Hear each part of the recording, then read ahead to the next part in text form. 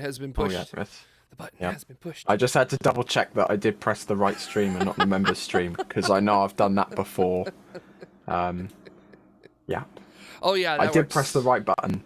Works. It's the right button. Dang, that works. YouTube is now telling me that now would be a good time to insert ads. I won't do that because it's the start of the show. Oh. I don't know why YouTube thinks it's a good time to insert ads. Sure. Hello, everybody. Yeah. Hello, everyone. Glad to have you all here today with us on Tomorrow. It is once again the dynamic duo of myself, Jared, and also Ryan. I almost introduced myself as Ryan. So Yeah, no, that's me. That is you, indeed. Also, you're a little glitchy in your audio there. So just a little bit, but you can get like a hammer and fix that real quick. With some things. Happening. What about now? Am I glitchy? I don't know. Might be Zoom. If it's Zoom, I can't do much about that. All right. Oh, everybody's already getting you ads. So, hi everybody. We have no idea what's going on with the ad. So if you get an ad and you're watching live, we have no idea what's going on with that. So we're not in control of that. That was very nice of YouTube to drop that on us. So yeah, I don't know what's going on. So yeah, again, I don't know. So, which I mean, that's sort of like. It's sort of like how it goes, right? So also everybody is saying, Ryan, everybody's talking about, oh wait, we can't do social this episode, can we? Or no, we can bring it up. We can bring it up on we screen. We can do lower thirds. Yes. So do you just want to show everyone what social is? Yeah, you guys want to see social real quick, which still has, actually now it's double cursed because it has, it still has the rocket fursona from United Launch Alliance that we were cracking up about last week, and now in addition to that, extra curses from this, we also have some Adobe updates that are supposed to happen there. So thanks Adobe, super appreciate it. Work. So Adobe always doing that thing that it does, which is that just when you thought things were okay, no, it's not. But also, oh God, no. Yeah. That doesn't even come up either. I think social might just be completely kaput. Yeah, I just put studio. I just put a lower third in too, and it didn't. Yeah. It didn't do anything at all. It's there. So because that's a web page. I don't think Colton's here. I think everything has broke. Everything's broken, and we don't know what to do. Which I think actually can kind of lead us very well into our first story for today. And Ryan, if you want which broke is that? Because I can think of two things. One thing that definitely broke, and something else which is a report on something that was broken. Yeah, and then I'm a little bit later. I'm going to be talking about something that's on its way to being fully broken. As well. So today's show is, so if you haven't gotten an ad yet for like some sort of fixing service on something, and I realize that fixing doesn't necessarily have the same connotations outside of the United States as it does here in the United States. So apply that however you want to. If you haven't gotten an ad for that kind of a service, you definitely will at the end of this. Everybody's like, what's up with the ads? We don't know either. So, but like half of our chat room was like, great, the show just started with an ad. The other half was like, we have ad block, or we've got YouTube Premium. I don't know. I don't know anymore. I'm so confused. I thought I knew anything, but it turns out I know nothing, which, I mean, it's standard. So, Ryan, go ahead, take it away. Let's hear what you got to talk about today. So, Psyche. The Independent Review Board review came out today. Basically, a bunch of stuff directed at NASA, JPL, the team, kind of all that stuff. What changes need to be made now and in future, that kind of jazz. Same with any big delay on any big NASA mission, really, because Psyche's a big mission, and it's a NASA mission. So the recommendations suggested a focus on improving staffing, team communications, and oversight across missions. The pandemic kind of did make that worse. However, just across the board, those are the things that have kind of been identified as things that may need improving. COVID also did obviously impact everything, so it's reasonable to assume that it had a big impact on Psyche's delay. The Psyche team itself has also now been reorganized because of this review, and the launch date, as we said last week, is now being moved, or has been shifted all the way to the 10th of October next year. And I think it's the next mission, the Veritas mission to Venus, has also been delayed to 2031, I think, which is a long way away. However, that's to try and meet the budget and staffing constraints because of like the reshuffling, which I just mentioned. And yeah, I think that rounds it up. Yeah, it did end up. Veritas is being bumped back 3 years because of that, which for a mission like that is a huge amount of time, and I think it's really difficult for people to understand that these are things that like people get paid for. So like when you lose that, you're also having people that are people with a certain type of technical competency losing their positions and their ability to provide that technical competency to whatever organization they're working for. So and also holy moly on how they were kind of I don't want to say, well, I guess it was chastising JPL and how they were running things, and kind of saying, no, you guys gotta change it up a bit because you could lose a mission in the future if these kinds of things continue. And what was really nice is that the director of JPL, she came out almost immediately after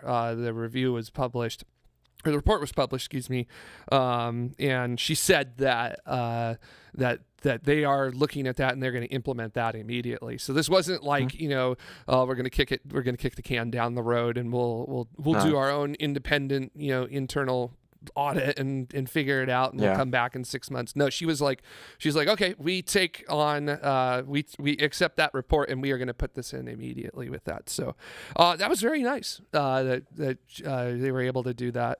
And I'm sure I'm not the only person that appreciates seeing a director of something involving aerospace working on that kind of a front. So it was really, really nice. They got to kind of step it up. And Ryan, you're still good to go to Psyche, right?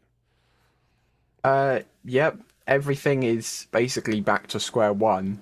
I'm not going to book anything yet because October 10th is still over 11 months away. But yeah, there's nothing has changed. Nothing's going to stop that. Fingers crossed. So it's pretty much exactly how it was if it was in August, which I wish it was in August, but also kind of a part of me is also kind of grateful it was in August, because since August I've learned a lot of things about production, and I'm very happy that I can now implement that into Psyche coverage, which I couldn't have done if it was in August, if that makes sense. So it's sad, but it's also positive. Yeah, you've had that delay, but at the same time, you've been productive with that delay. So just like hopefully the Psyche team, and just like hopefully JPL with this, and their Veritas mission and upcoming missions with that as well. And somebody did point out that the director of JPL is sort of relatively new. Her name's Dr. Lori Leshin. Yeah. She came on in May of this year, May 2022.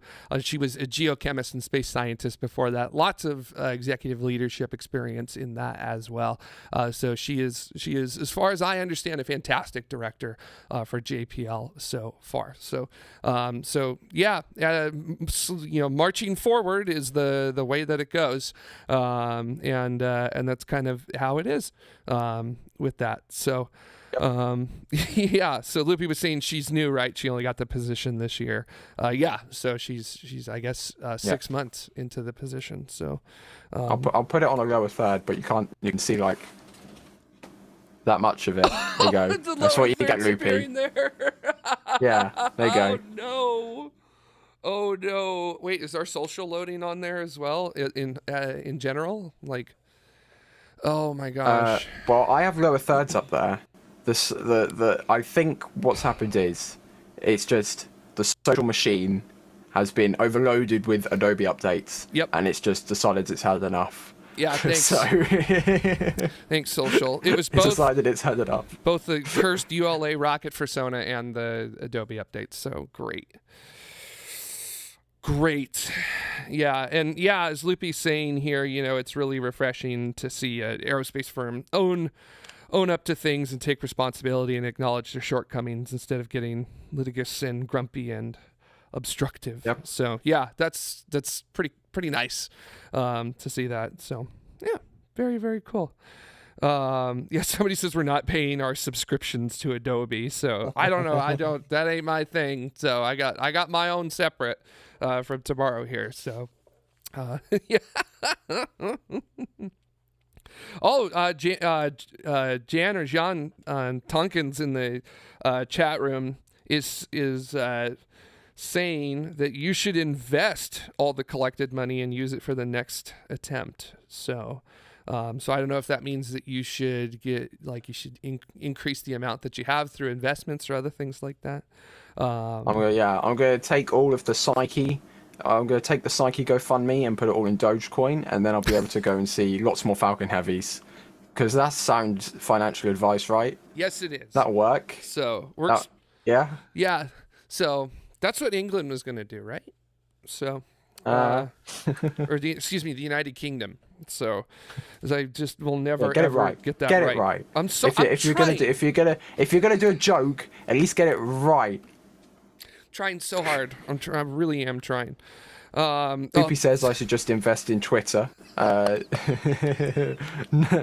not even going to comment. I'm not even going to comment. not going to touch that with a 10,000 mile long pole. Let me tell you. Yeah, we're just. Oh, there's some other things in the chat room that we Alden shan't. Arabelle with a very harsh one here. Just don't put it into Virgin Galactic. Ouch! Oh. Okay, chat. Okay, chat room. Come on, stop being so mean today. Seriously.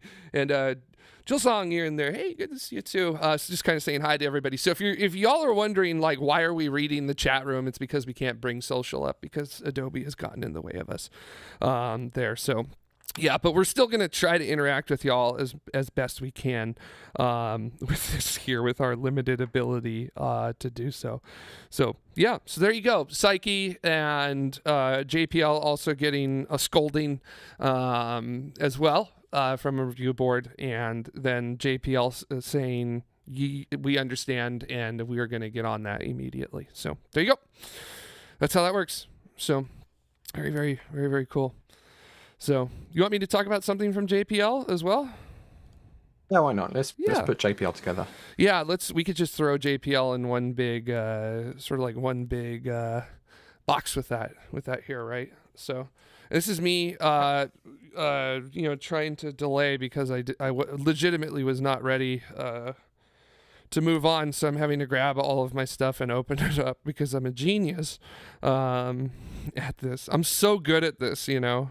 This is fantastic. I don't know how Jamie does it, to be honest, with everything. You almost think that we were paid professionals. Yeah, I really like. This is not many buttons, if I'm going to be honest here, right? And I still can't even get this right. What an absolute mess.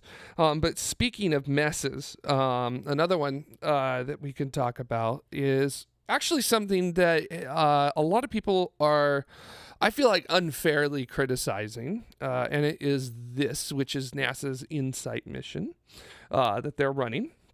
And InSight was a geophysical mission to Mars, basically study Mars's interior, try to figure out the geology, measuring things like Mars quakes and other fun stuff.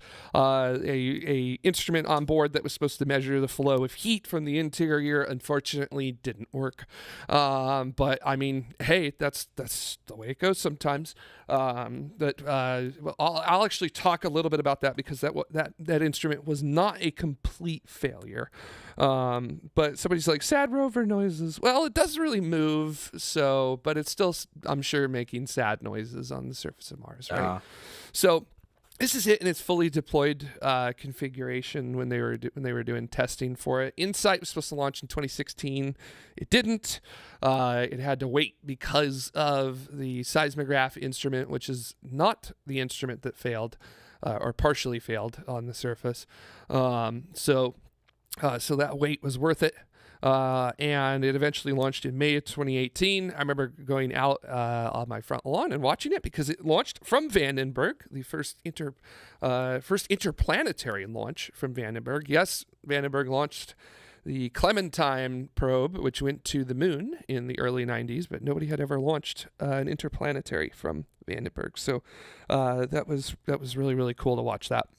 When it landed, you could see that I always like this image right here, which is that the engines kind of dug out these holes, as you would imagine, on the surface of Mars. So you get to do some really cool science with that, like soil mechanics and other things like that. Oh, yeah. Pampalik is saying Fogdenberg or Vandenfog, as I like to call it. Yes, actually, it was socked in that morning. I wanted to go up and watch it, but then I saw that they were like, it's going to be quarter-mile visibility, and I was like, no way am I going. If anybody's, under 1 kilometer visibility, and I was like, no way am I going up there and going to do that. Mostly because I actually don't want to drive on the roads into Lompoc, because they're like country roads, like a 2-lane country road, and that's just really difficult to drive on in fog, and a little scary, a little dangerous, all the good stuff. Now, this was the instrument that gave us problems. It was the heat flow probe, and I'll give you a little closer zoom right there with it. The heat flow probe had this thing that was called a mole, which was basically a percussive system that would push itself down into the Martian regolith, and down below the surface. And then there is that little kind of looks like tape at the bottom, but that's a nice little, oh my gosh, why are the words? How are words? Cable. It's going to go down. The cable has sensors on it to measure temperatures. And unfortunately, it didn't work. When it started, as you could see right here, when it started hammering, it ended up knocking itself out of where it was supposed to be. Look at how high resolution this is. But yeah, you could see that the foot right here is supposed to be here, not over here. So that means it was knocking it a little bit there. So yeah, that didn't end up working. But what's neat about that, you can look at that. You could still do soil mechanic surveys and other things like that. We ended up finding out that this kind of soil a lot harder than we expected it to. Harry Stranger saying the mole was very cool. It's a shame it didn't work as planned. Yeah, that's very, very true. The mole was a very, very interesting design to do this. So yeah, it is a bit of a bummer that it didn't end up working as planned. And then the seismograph, though, did work as planned. Seismograph is actually sitting inside of that UFO-looking thing, that sort of saucer-looking thing. And now somebody in a Aliens or Real video compilation is going to grab that clip of me saying, look at the saucer thing on Mars. And that was to prevent any wind from working with that seismometer because we didn't want anything interfering with it. We wanted to record Mars quakes, not the wind on Mars. But we also recorded when meteorites would impact the surface of Mars as well. When meteors would impact the surface of Mars and then become meteorites, assuming they survive. So we got a lot of Mars quakes out of it. We also were able to identify several meteorite impacts as well, and then use Mars Reconnaissance Orbiter to go look at where we thought they were and actually see the leftovers from those recent impacts, which is great because it's like excavation. It's like digging up underneath the soil with that there. And this was the biggest Mars quake that they detected. This one was on the 4th of May, 2022, so 6 months ago. But everything is 6 months ago on this show, so it's just right in line with how aerospace works. The This earthquake would have been about a magnitude 5 quake, which for those of you that don't really know anything about earthquakes, the threshold of human detection is usually a magnitude 2, and then you have to be like right on top of where it's at, and then it's not really much. It'll be like a little sway or something like that. I'm trying to think of what has happened to me when I was in a 5 here, because I've been in a couple 5s here in Los Angeles. One happened, what was it, like 15 miles from my house, and it knocked a couple books off of my bookcase, shook my house pretty good. You could hear everything rattling. So, but this didn't happen near Insight. But it was Insight was able to detect it and then determine its magnitude with that as well. And Jason is saying magnitude 5 is cute, which, Jason, if I remember correctly, you live in Chile, and you're at a convergent plate boundary where you can get those megathrust magnitude 9s. So yeah, show off. I'm just by a humble transverse and blind thrust faults here where I live at. So just, ours can only do 6, 7s, and 8s. So, and then very rarely an 8. So yeah, just show off. So through this data, we were also able to figure out that Mars does still actually have a molten core. It's just not a very big one. It's a lot smaller in size relative to it than, say, the Earth's molten core with it. But it does have one. And also, I want to talk. How can we forget about Mars Cube 1, the two 6-unit CubeSats that were used to relay the entry, descent, and landing information from InSight directly back to Earth. These were the first interplanetary CubeSats, and they really kind of laid the ground for flying CubeSats into deep space. So very, very awesome. And then also the two of them were named Wally and Eva, and that's just great, right? It's Disney with it. And then they also lasted for a couple months too after the landing of InSight, so we were still able to talk to them even if they went past Mars. So here's InSight, just after landing. You could see that sort of like copper hexagon thing sitting there. That's actually the seismometer itself, and then you could see the shell for the seismograph, or the shell to put over the seismometer. I keep getting seismometer and seismograph mixed up. They are two separate things. For those of you that don't know, seismometer takes the data, and then the seismograph interprets it. So there you go. Here it was, just about 2 years ago. You could see dust is starting to build up on those solar panels there, right? Just landed 2 years ago, and then finally we come to what is the last selfie InSight will ever take of itself. And you can see it's just coated in dust. So it's essentially, InSight is essentially going to run out of power, and that'll be it, and then it will die.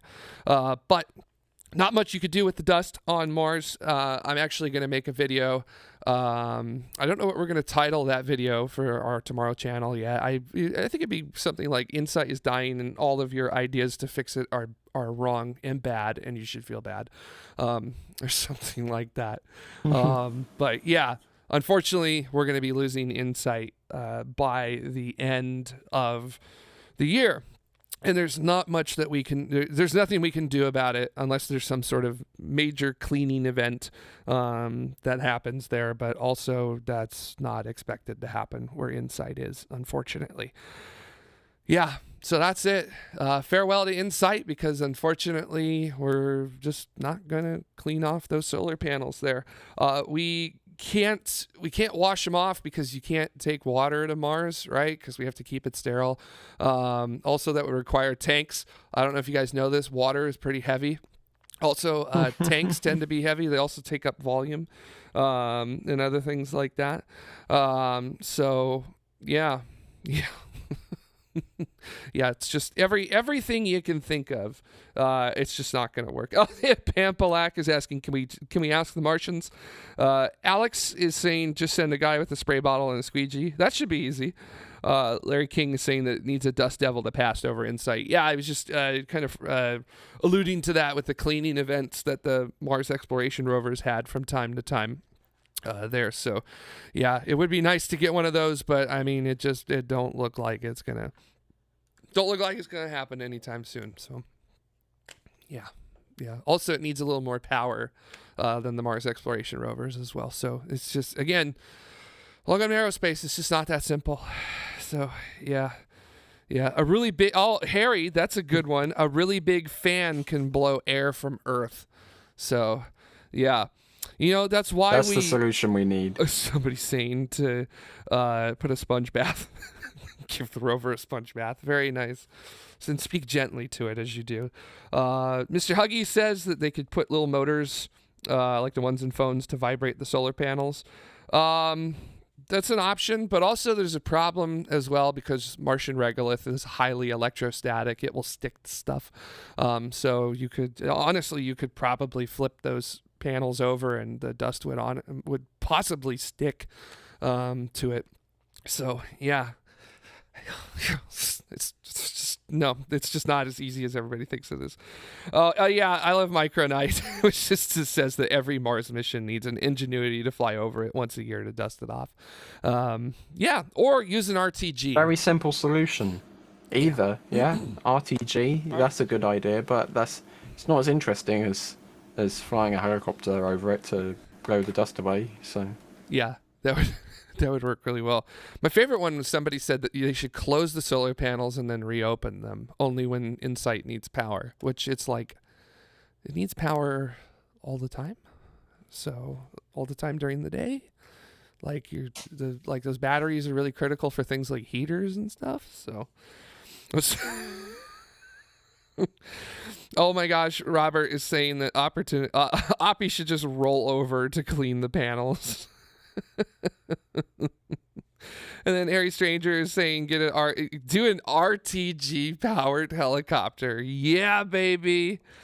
So Tomas is saying attach a metal rod to attract some lightning. That would require lightning to actually occur on Mars. I don't think we've ever detected lightning on Mars. Like legit. I'm not making fun of that or anything. I actually don't think we've ever detected lightning on the surface of Mars. Julie Song saying a little Roomba squad to keep them clean. Nice. That's a good squad. What is my gosh, Arvale says that somebody really needs to draw a cartoon of Oppie cleaning Ingenuity's panels in robot InSight's panels in robot heaven. So oh man, stop, Arvale, you're gonna make me cry. Robert says we need a whole mission to Mars just to clean the panels now. So that's very true. Raul says, forget RTGs, just use full-on fusion reactors. So, yeah, because that'll work. Papalex says if you flap solar panels fast enough, it might shake off the dust. So, yeah.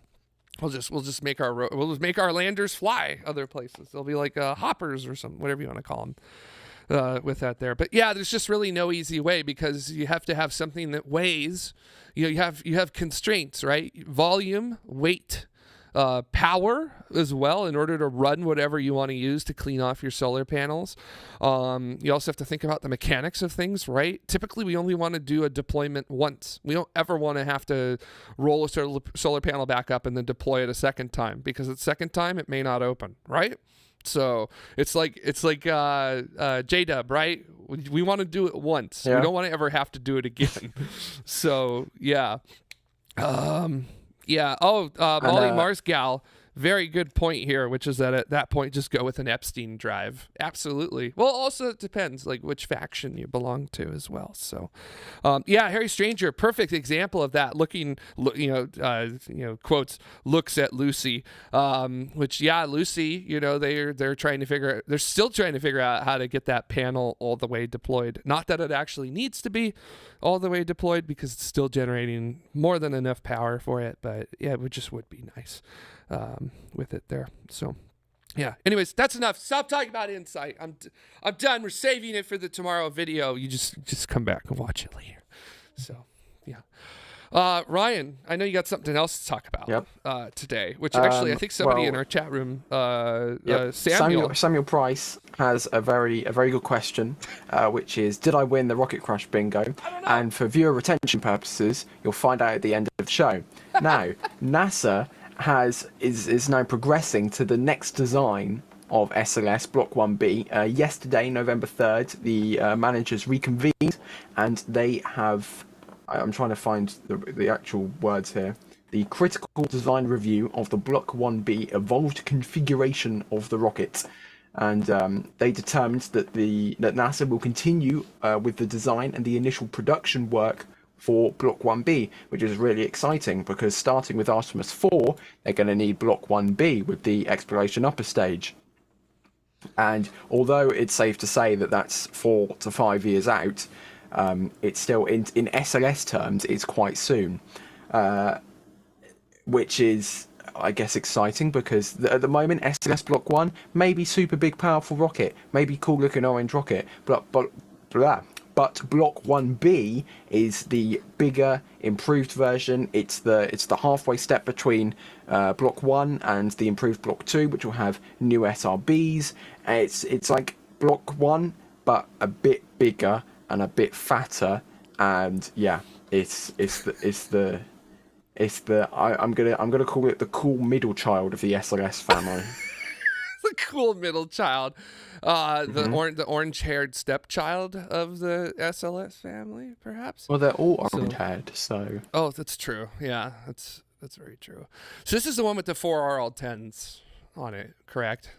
So, right? I'm just making sure I've got my exploration upper stages correct here. So yep. So the exploration. So at the moment, the ICPS upper stage has 1 RL10. It's a Delta 4 stage, second stage, which has just been taken out of a Delta 4 and put into an SLS in layman's terms. Well, for the time being, until Artemis 4, and then Delta 4 is officially dead because they're moving to the exploration upper stage, custom upper stage for SLS, 4 times the engines, bigger tanks, better rocket theoretically. Yep. Yeah, and then they will slowly come back crying on their hands and knees, begging for the Delta 3. So it's just the way it's going to end up working. In Block 2, we got some folks in the chat room asking, what does Block 2 look like? Does NASA even know? Probably get an image. Yeah. I would get an image and put it on social. But thanks, Adobe. Thanks, Adobe. I'll try to find the. I think I'm remembering correctly on the Wikipedia page. There's a chart of all of them. I guess what are the what's oh my gosh, what is with my brain today? I didn't have enough caffeine or something. What are the big differences between Block 1 and Ryan? We are making do with our best. So on the left, you can see the current SLS Block 1 rocket. That's then moving to Block 1B, which is the one just to the right of that. There'll also be a cargo variant of that, maybe, apparently.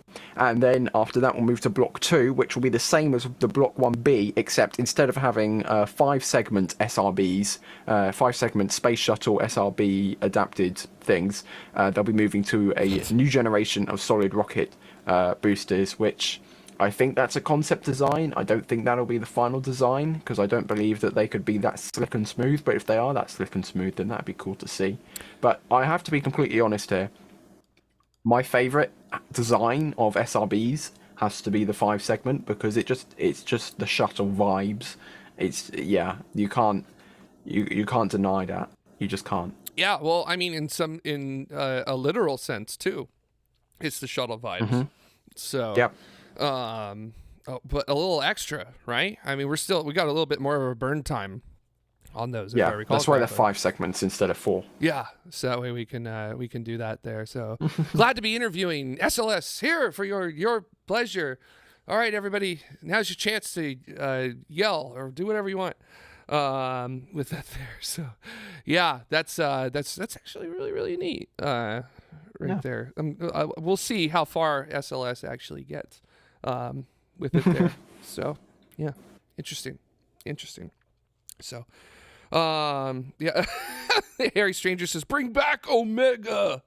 So Omega is like the best rocket that never was. Yeah. So yeah, I'm just saying, seeing Omega built in the VAB and also launched from 39B, we are missing out on expendable heavy lift rockets. I know reusability is the present, it's the future, it's what needs to happen, but just the nature, the what's the word, the soul of expendable heavy lift rockets is just, the designs just seem to be so much cooler. They're like the rock bands of rockets, heavy lift expendable vehicles. They're the cool ones. They're the cool kids. They're only used once. That's how cool they are. They burn out. They're just the best. They burn out they crash into a flash of fire and water and smoke, with the smoke on the water. Since you said they're rock bands. So Harry Stranger says that Omega is like Ares 1X but better. Well, Ares 1X actually flew. Just saying. That's why Ares 1X is not as bad as some people try and make it out to be. Yeah. I mean, it's still not as good as Delta 3. Dan has a good point. One-hit wonders. Yeah. Very nice. Very nice there. And Arvale says, hey, man, I heard you like some solids with your solids. Jason's... Why add SRBs when you can be the SRB? Exactly. Yeah. There's absolutely nothing wrong with a single stick first stage that would definitely not disintegrate into little solid molten chunks if you needed to abort. Yeah, definitely. I just, it's just the nature of the beast with it there. So so Loopy's asking a really good question here, which I'm going to throw that question to you, Ryan, which is, how are we going to segue into the fact that 2 rocket first stages made unexpected ocean landings today? Well, I will say that Electron, they went, if you didn't know today, Rocket Lab went for another Electron helicopter catch attempt. I wouldn't say that the water landing was unexpected. It's certainly an option that Rocket Lab have in case they can't catch it with the helicopter, like the first attempt and this attempt. So I wouldn't call that unexpected. I'd call that not wanted. I'll put it that way. They didn't want a water landing. They wanted a helicopter catch, but it wasn't unexpected because it could have still happened. Yeah, that's true. The customer was happy with where the payload was placed. Therefore, it's a success. So, undesired water landings fits both of them, as Loopy says. Yeah, and I mean, SpaceX didn't, have during the testing program until they finally landed one that wasn't really what I would call an excellent track record. It got to the drone ship at times, but it never really landed intact until 2016. So, but I mean, that's the way it goes, right? So yeah, it takes a lot of practice. Welcome to testing, everybody. It's not going to go as fast. Welcome to aerospace. It's not going to go as fast as you expect it to. It's not going to be as successful as you expect it to. So, I mean, that's just the nature of the beast with it here. So, yeah. So, everybody is now, of course, everybody wants to ask about the other one now, the other uncontrolled water landing of a first stage booster. With that. Oh, Bennett, I was talking about the drone ship. It was CRS-6, right? Yeah, but you are right, Bennett, with Flight 20 Orbcom, with the first Falcon 9 stage 1 landing with it. I'm still mad that they painted that stage.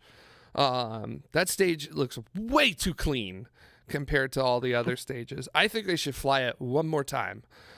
Just to get it nice and dirty again. From its current location? Just pop it up, come back down. Yeah, that'll work well. No one will notice, right? Yeah, I'm sure the approach to LAX is perfectly fine with a huge Falcon 9 Stage 1 flying around. No biggie. So, yeah, with that. Oh man, that's great. That's really, really great. Is that I just want to ask Ryan, because I could see behind you, is that the Space Launch System with the VAB as well behind you? That one there? Yeah, it is. Yeah, that one. Nice. Yeah. Very nice. Yeah. So very cool. By the That way, one, big orange one. yeah. Yeah. All right, let's talk about the Long March stage reentry because Should we? man, Okay. I'm telling you, the chat room is begging for it. They just want it. So, and the chat, I guess, the idea of bury your lead is not quite understood, but we're here to give you what you want now. So Okay. So at 10:33 UTC today, the United States Space Command tweeted that hashtag US Spacecom can confirm that the People's Republic of China Long March 5B rocket re-entered the atmosphere over the South Central Pacific Ocean at 4:01 a.m. What's MDT? Mountain Daylight Time /10:01 UTC on the 4th of November. They wouldn't specify on any impact location. As I said, for details on the uncontrolled reentry's impact location, we once again refer you to the hashtag People's Republic of China. So, yeah, I don't think any debris has been found yet, but this is going to be another really slick transition, right? Look at this. that was literally the United States Space Command saying, "Go ask them." Yep. I don't know. You ask him. This is the Booster Bingo heat map, which I made. You can see where everybody is guessed. You can see someone got quite close, but this little rectangle here, this is the square where it landed here, just south of Mexico. Some parts may have gone into Mexico, like Mexico land, but no debris has been found yet, so we just don't know. Damn it. Yep. And the re-entry path for the core stage actually came in over Spain and just like skewed over Greece a little bit. Luckily, it didn't get that far, but because of this, Madrid and Barcelona's air traffic control region was closed off. So no flights could operate within that region. And I found a tweet on my timeline today from, I'm going to try and pronounce her name, Hadi Hariri, I think. Anyways, they said that they boarded for a 50-minute flight. At the time, they are now stuck for 2 hours on the plane because, I'm not kidding, Madrid and Barcelona airspace closed because of an uncontrolled Chinese rocket falling from space, which I'm sure would have been interesting to hear over the intercom while sitting on your plane. But anyways, now it's time for the big reveal. Firstly, I'm just going to go ahead and give you mine. I voted for I-8, which is, I thought it was going to splash down in this little bit here, or like in this corner of the sea. That was my guess. Were you pointing I saw at? It. Can you not see my mouse? It's really tiny. I'm sorry. Also, I'm looking at a screen from like. Oh yeah. Like okay. 15 feet Anyways, away, you should be able to see it. Sorry. Right. There was also, so last time the core stage splashed down around the Philippines. I think it was just like right just before the Philippines. 3 people guessed one location. Lots of guesses around here, as well as around Australia, Papua New Guinea, China, Siberia, Mongolia, that kind of area. Got a lot of guesses as well. Some people thought that it was going to land like just around my house, which was right here, and in Central Europe, which is thanks guys. Also Moscow kind of area and the Mediterranean here. Someone also voted just in the Atlantic off the coast of the US and Canada. And then a lot of people, 4 people here, voted for the Pacific Ocean, which is where, I will be fair, a lot of the time the booster was predicted to land in the Pacific. Then it changed to like the Atlantic and the Indian Ocean and Africa. There was so many different predictions. Anyways, it's the moment you've all been waiting for. I'm going to crown the person who voted for, what is this, F7 Ryan, they are as the asking winner. for an enhanced view at the moment. An enhanced view? Yes. Can I zoom in? I don't know, can you? So, okay. Okay. Wow, look at the world. This is really awkward. Yeah, look, wow. Right, let's also, try. you edited that yesterday at 14:20. Oh, here we go. Okay, so the person I'm crowning the winner right here. What was it? It was F7, right? I can't see it. 1, 2, 3, 4, 5, 6, 7. Yes, F7 was, and I remember who it was, but I'm going to show you the responses anyway. which was Aravale. So well done, Aravale. You win a shout out on the Tomorrow Live show. And this, this is everyone else's. And you can everyone see else's. The rest of the losers. This is all there. You can see here. I did it first. I ate. Yeah. But that was also quite impressive. Yeah. Pretty cool. If the date was just late on Halloween, actually. So yeah. Well done, Aravale. Yeah. Congratulations. Excellent job on that there. So nicely done. Nicely done. All right. So there you go. There was a rocket that fell into the ocean. So has China ever commented on dropping their Long March 5s anywhere? Or is it just one of those things where it's like, sorry, they've guys. Published, I remember for the last one on Weibo, they published the coordinates. Like once the US Space Command had asked them to publish the coordinates, a few hours later they published the coordinates. I don't know if they've done that. I haven't looked, to be completely honest. I haven't heard anything.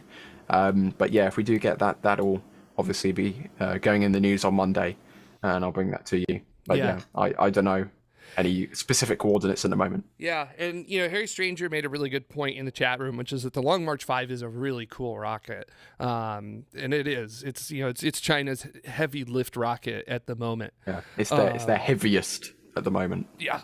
Yeah. But like, dang, that sucks that they just burn it to depletion and don't have enough left over to do a safe, relatively controlled or even fully controlled reentry with it there. So darn. So, but Aravale, everybody's asking for lotto numbers from you.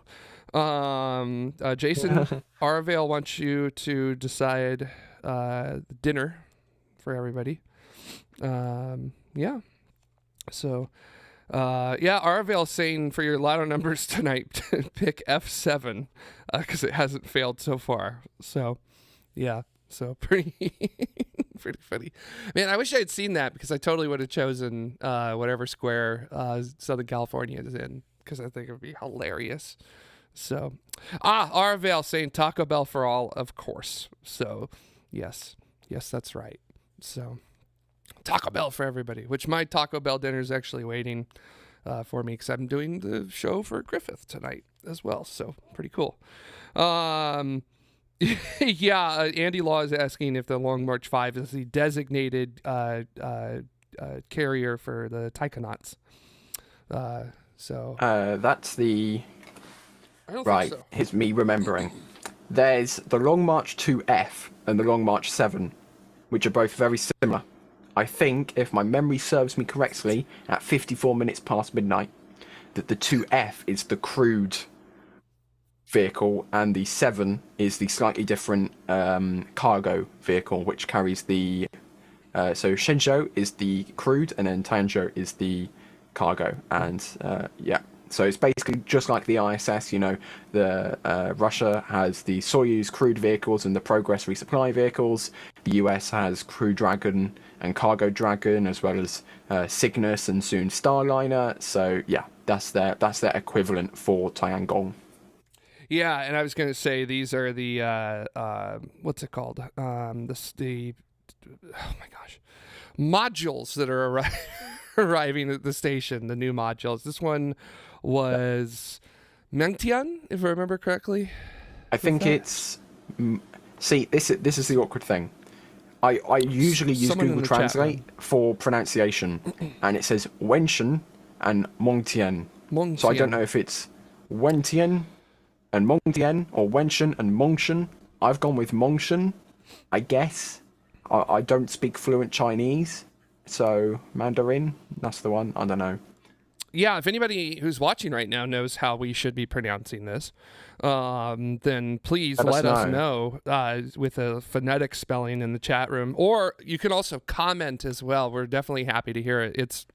It really is like a seriously important thing for us to pronounce things correctly. We really want it to be right. Like you may think we're joking around about this, but no, like we really want it to be right. Yeah. There was also another rocket that its first stage ended up in the ocean this week, right? Which one? Would that be Falcon Heavy? Oh yeah, Falcon Heavy. yeah, That was a you thing, remember, wasn't it? You remember Falcon Heavy? You remember that rocket? What happened to it? That, I What don't know. happened? See, that's so yesterday, right? Man, it was here, and then it just wasn't for a couple years, and now it's like back Yeah. or something. See, it's so Falcon Heavy is so What? forgettable, right? So yeah, Falcon Heavy happened. Center core wasn't recovered because very, very, very, very, very fast second stage release velocity. I think it was something like usually Falcon 9s let things go at like below 10,000 kilometers per hour. This was a bit more than that. Just a bit. So Just a bit. yeah, Very so fast. the center core throttles down, right? After launch. So the center core can keep going after the side boosters have returned to the launch site as they did this time around. Yeah, 'cause I noticed the center core was burning for over 4 minutes. I was like, dang, like that's like we are expending this puppy. Yep. So, and then also it didn't have legs or grid fins on it, correct? No, just absolutely bare, brand new, wasted booster. Yep. So I know, isn't that so interesting that now we're like wasted boosters. So like, great job, guys. You know, great job, customer. You know, you totally ruined our plans. You know, or something. At least us, not SpaceX. I can't speak on behalf of SpaceX. I'm not SpaceX speaking... got a bigger check, so I don't think they're complaining. Yeah, I was gonna say I think you pay a little extra for that. You know, I mean, I'm not gonna do that with my car or anything. You know, pay a little extra to expend it. In fact, I don't even have to pay for it to do that. It just does it itself. I enjoyed it. I really liked the double booster landing. I also enjoyed the staggeredness of it as well, where it wasn't too. I mean, they both came back at relatively the same time, but there was also like 5-10 seconds between them. So that was cool. So I quite enjoyed that. So that was pretty good. By the way, Jamie? I think I can say that Jamie was at that launch, and that was Jamie's first Falcon Heavy, and also first time she ever saw the boosters land as well. Well, there was fog. I'm not sure if we know if she actually saw it or not. We know she was at the Cape, and she probably heard it, but we don't know. We don't know if there's any visuals to be seen. Yeah, that's right. Very, very true. That's right. We handed over some of our fog from Vandenberg. We were like, early, a couple days before that, I was, just sitting around thinking. I was like, man, Falcon Heavy was supposed to launch from Vandenberg. I wonder what a Falcon Heavy launching from Vandenberg would look like. And then voila. Just nothing but fog. Like, you can't see it. So, you hear it, you see it for a second, and then it's gone. So I hope you all enjoyed that nice little dose of Vandenberg. So it's beautiful. So Robert says that Jamie took the fog with her by accident. So very true. Very true. Yeah, I don't know, possibly with that there. So yeah. It was a little bit foggy out there, so yeah, very cool. So thank you for that. So, can I talk about something with involving J-Dub? Go for it. Okay, yeah, because that was a very long running joke on this show, right? J-Dub just as a whole, but also like, look at this.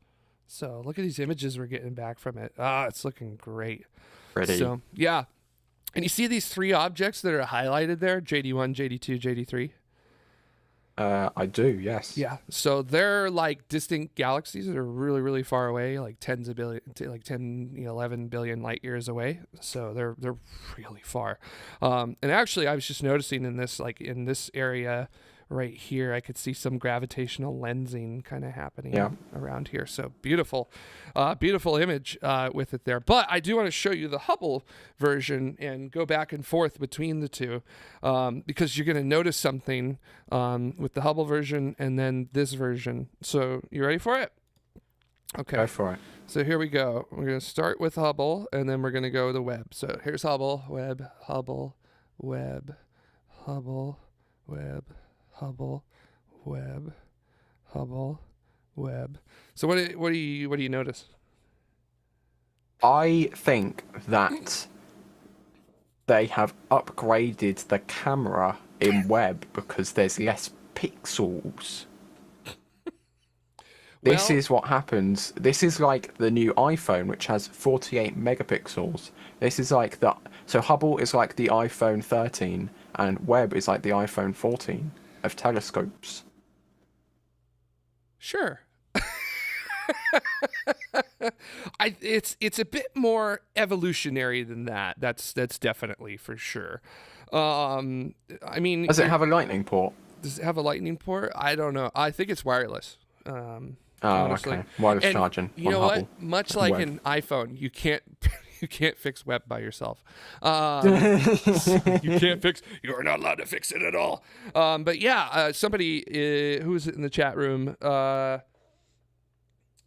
Yeah, Robert and Jason kind of tied for it with that there, which is that the single object in the Hubble images, actually it's two. So those three objects that they thought were single objects are actually two objects right near each other. So see, like that could be two galaxies that are forming together in order to collide and make a bigger galaxy, you know, sort of a galactic evolution in its early days, which was galaxies eating other galaxies. So yeah, this was pretty cool. So Robert does ask a really good question, which is that could you play Doom on it? Actually, I think you could. I'm not going to go up there and attempt to do that because that's going to... it's a long way away just to play Doom when you can just do it at home. So yeah, exactly. So yeah. But yeah, no, it's good. It's good. So Webb is unfoldable. Well, now it is. It was. Now we know it is. Yeah, we did that with it as well. And I got one more thing too to tell everybody, Ryan. If I can talk about a little bit of darkness spreading. Yeah, I'm not in charge. Go for it. Free for all. What's up? Anarchy.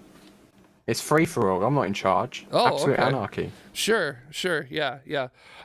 Anyways, I just want to remind everybody, I'll do this. I just want to remind everybody that there is going to be a lunar eclipse on the 8th. So don't forget to go outside. Can I see it? Can I see it? Can I see it? Can I see it? Can you see it? Can I see it? Okay, so here's the places that you could see it at. So. Oh, for God's sake. It's the one place where you can't see it. You can't. So just to let you know, if you're in the middle of the Pacific Ocean, so you can see the whole thing. One of the two people who live either in New Zealand or in Hawaii, you can see it. Yeah, Hawaii, New Zealand, maybe that like just sliver of Australia right there. As you could see here in North America.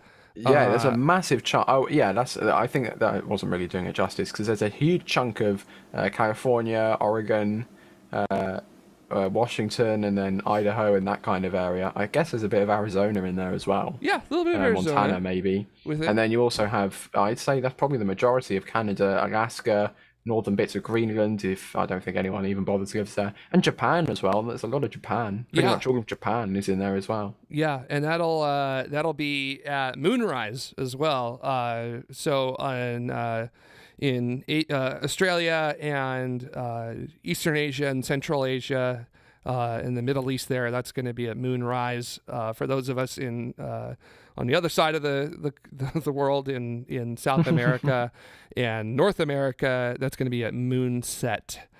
Just to let you know. And then if you're lucky and you're in that area between the red, then you're going to see the whole thing. Which, yeah, baby, the entire west coast of the United States is going to see it. And what's really great is that this is happening just in time for the first rainstorm of the season here in Los Angeles. So excellent. So it is predicted to be raining buckets during the time of the eclipse. So excellent. Appreciate it. So thanks weather. Can you just zoom in on the UK? Can you do that? Can you zoom in? Sure, I can give it a shot. Because I just want to... Here we go. There's Hawaii, by the way. Do you guys see that? That's Hawaii. Hawaii is a total of 6 pixels. Right. I just want to look at this, right? You couldn't have got Look at closer. y'all. You couldn't have got closer if you tried. The resolution of the image literally is on the border of the Hebrides. Like, you couldn't have got any closer if you wanted to. It's just the moon is just teasing us. Like, seriously. Preview is not letting me zoom in anymore. Preview is like, no, you're done. I'm glad it can't, because this is ridiculous. That's a shame. That's a real shame. Yeah. So, Like, it's literally like, what? Why? How? Sometimes I hate physics. Arvale says that I feel like Ryan has a better understanding of American geography than most Americans. No, you're not wrong, I would say. as an American myself, Ryan really does have a much better handle than most Americans on our own country. Anyways, that's for a different discussion. But That's yeah, because we invented it. but yeah, here's the times, by the way, for those of you who may want to step out and take a look at it. Ryan, you could step out and look at it. It's just going to be in the middle of the day, and the moon will be below the horizon. So yep, lovely. Thanks. Yeah, you're welcome. Really appreciate that one. I'm sure that we will get calls up at Griffith Observatory from people saying, "Why aren't you looking at the eclipse?" So. I'm here in LA. It's theoretically, if I got a forklift high enough, I could see the moon, right? I got a forklift high enough. Yeah, I see over the horizon. You're not wrong, but you're gonna need a really high forklift to do that, Ryan. Okay. Challenge accepted. When's November 8th? It's 3 days away. Deal. Ryan. All right, if you get a forklift, I'm gonna get. Yep. Are you forklift certified though? Because we don't need to worry about that. Okay. It's very. I think a forklift is a very. You know, you just press a button, go up, press a button, go down. I assume that anyway. Yeah, it's very, not very that hard. simple concept. We're not driving it around, so. Robert says 70,000 feet high forklift. But I don't know what that is in meters though. That's only like 10 meters. That's not that high. Yeah, like a couple meters. And Tomas is saying, forget space elevators. The space forklift is the future. Space forklifts are going to be so disruptive of the space elevator world. So I'm on it, baby. Also, Arvale is telling you this is why they invented boats, Ryan. Yeah, but I don't own a boat, and also boating into the middle of the Pacific Ocean is quite a way away. Yeah, I'm on the literal other side of the Earth. I mean, I think Arvale is implying to go into the middle of the Atlantic. That's still, or just still go more west. than 3 days away. Go west, because I'd need to buy a boat and then get there. Yeah, but see, the problem is where you're at. I'm just going to bring it up one more time. The problem is where you're at. You would have to get through. You would have to go through more than half of the Atlantic to actually get to the umbral portion of the eclipse. So there's 2 parts of the eclipse, right?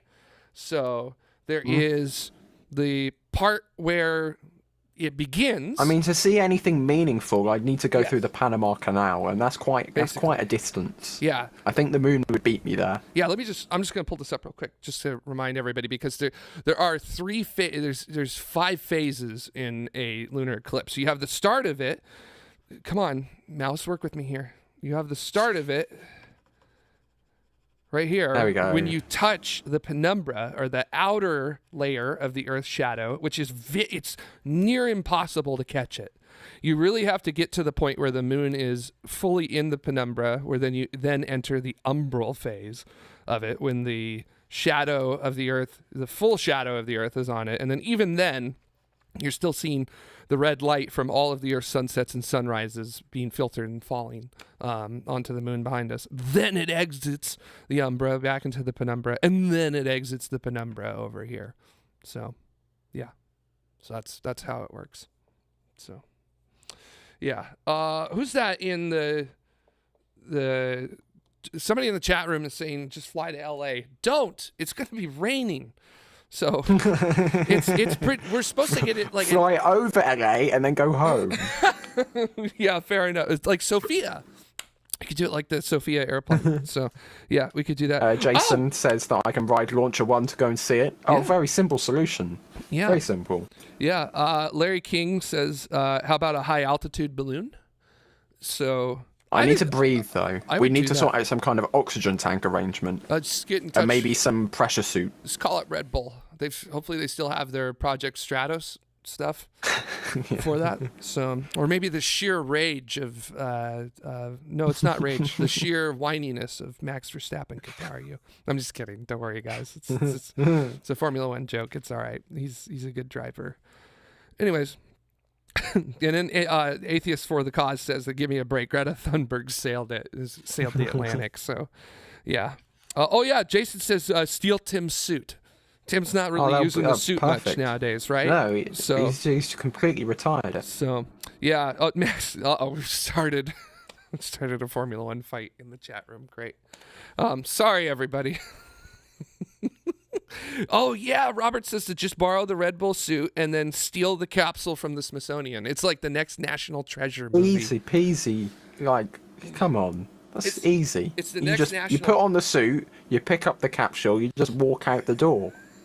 I'm literally thinking of like a movie pitch right now, which it's just like, all right, so the next National Treasure movie, except we're not going to have Nicolas Cage. We're going to have someone from the United Kingdom doing it. So, are you with me? Are you with me so far? So, this is so dumb. These movies are so dumb, and that's why they're great. So, all right. Do you got anything else, Ryan? Because that was the last thing I wanted to talk about today. So, no, I think it's safe to call it there. Yeah, if you could see the lunar eclipse, go take a look at it. You don't need any special equipment. You just literally need to be able to look up and look at the moon. Don't put your solar filters on. You won't see anything. Nope. Just step outside with your eyes and look at the moon. That's it. And what's really cool is it lasts for like 4 or 5 hours. So just every hour, go out and take a look at how it's changed. There you go. So handled it for you. All right. So we got a lot of people to thank because all of you folks are the ones who help make this happen. Wow. That was an interesting graphic mix up on that there. I pushed the 33 and that's yeah. Oh, thank you, Tracy. As opposed to stepping outside without your eyes. Well, you never know. You never know. But of course, we got to thank NeuroStream, our tomorrow Model 33 Plaid Pro Plus member. NeuroStream, we love you. It's amazing. Thank you so much for helping us out at that level. Also, we have our Escape Velocity members as well. Escape Velocity folks get access to our exclusive Escape Velocity channel on Discord, which is really, really cool. So you would have gotten to see things today like, what did we do today in Escape Velocity? We didn't really have any technical issues. Well, I mean, we were telling some jokes and other things. So yeah, you can see all the things we don't say on air about that. So, so you get to see that. I mean, it's really cool. You get to actually watch the scripts being made in real time for things like Tomorrow News and other stuff like that. I think it'd be really cool to show editing, the video editing in real time if we ever get a chance to do that. Yeah. But that sounds like that would be an effort, but also I'd be down for it. So, and then of course we have our orbital members. You are helping us stay in orbit. Is that Planet Calf behind the names there? I don't know.